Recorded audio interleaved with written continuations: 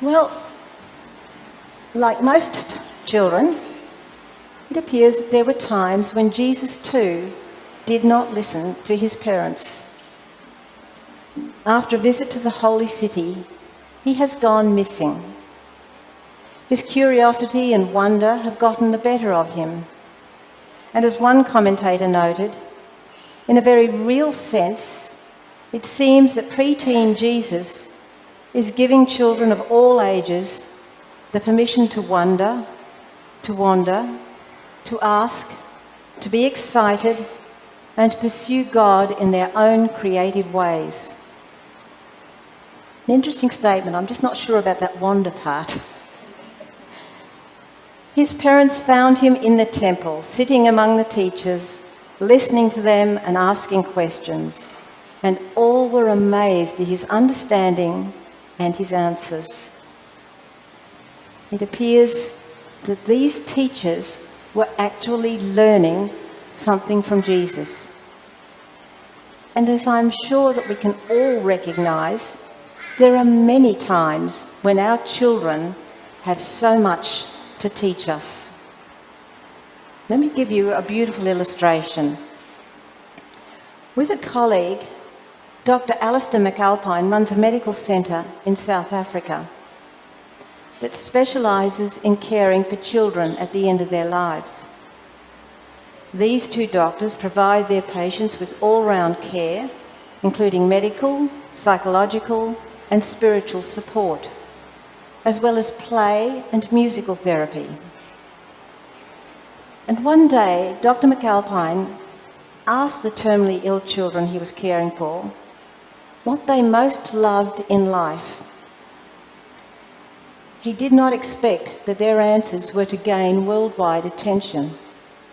He wrote, "I asked some of my terminal paediatric palliative care patients what they had enjoyed in life and what gave it meaning. Kids can be so wise. None wished that they had watched more TV or spent more time online. Many mentioned their pets. One had said, 'I love Rufus. His funny bark makes me laugh.' Another replied, 'I love when Ginny snuggles up to me at night and purrs.' And another answered, 'I was happiest riding Jake on the beach.' His young patients loved their families above all else, and despite their own predicament, worried most about how they would cope after they were gone.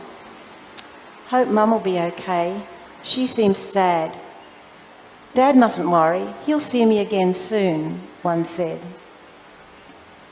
Common themes were a love of ice cream, superheroes, toys, and swimming or going to the beach. All loved books or being told stories, especially by their parents," he wrote.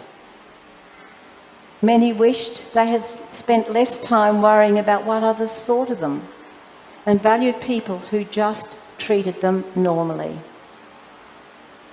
Nearly all the children valued kindness above other virtues and loved people who made them laugh. The overall message was simple, he wrote. Be kind, read more books, spend time with your family, crack jokes, go to the beach, hug your dog, tell that special person that you love them, and eat ice cream.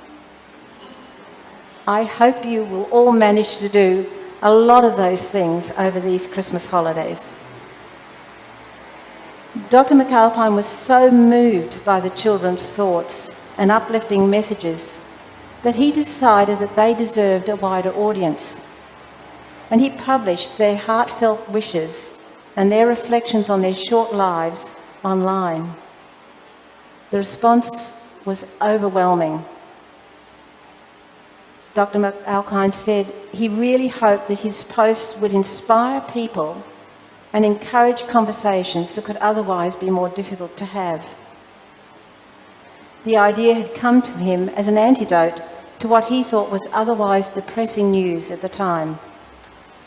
Everyone was talking about Cape Town water crisis. Politicians were being politicians.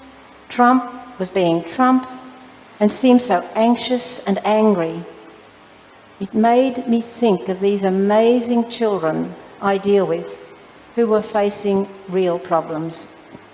If they could be positive and upbeat, I felt others should be too, he said.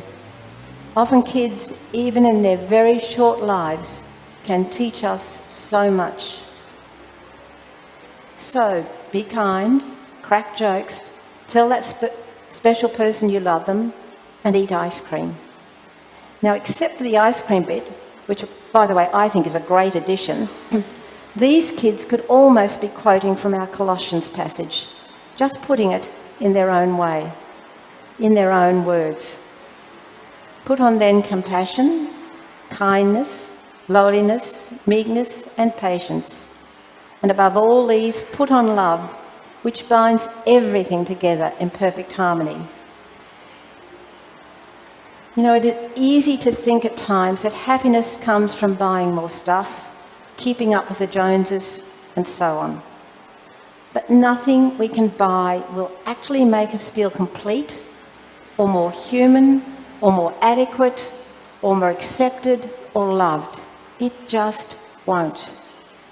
The only thing that does that is connection to others and the community those connections bring.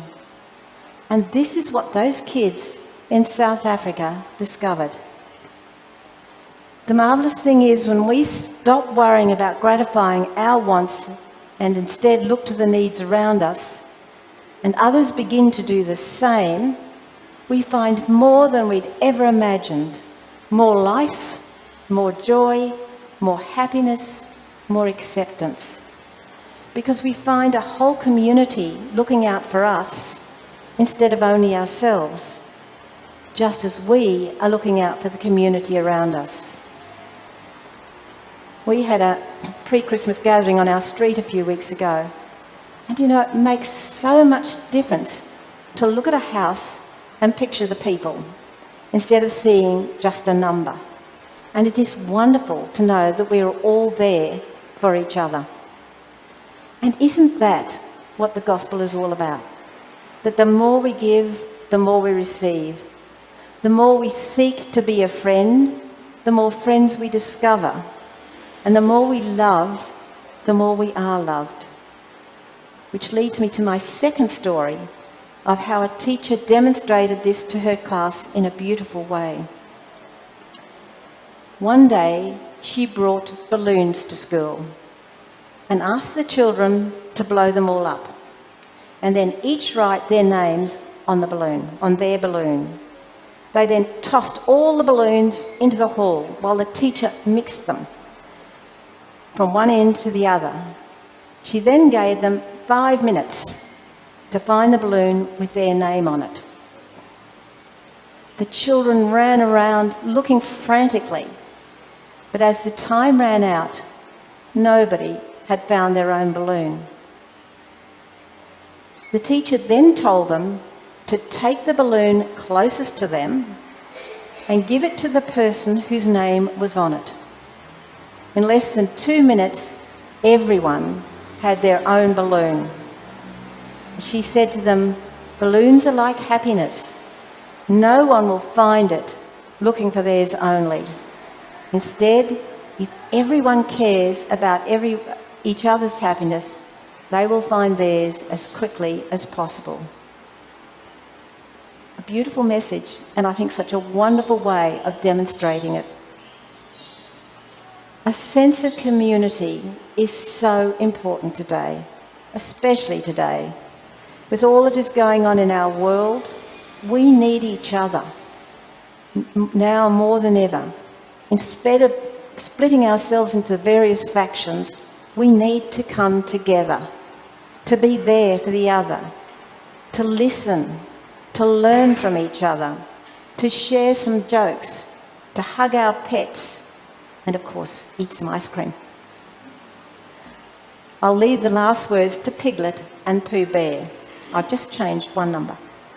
Piglet, what will 2022 bring us? Pooh Bear.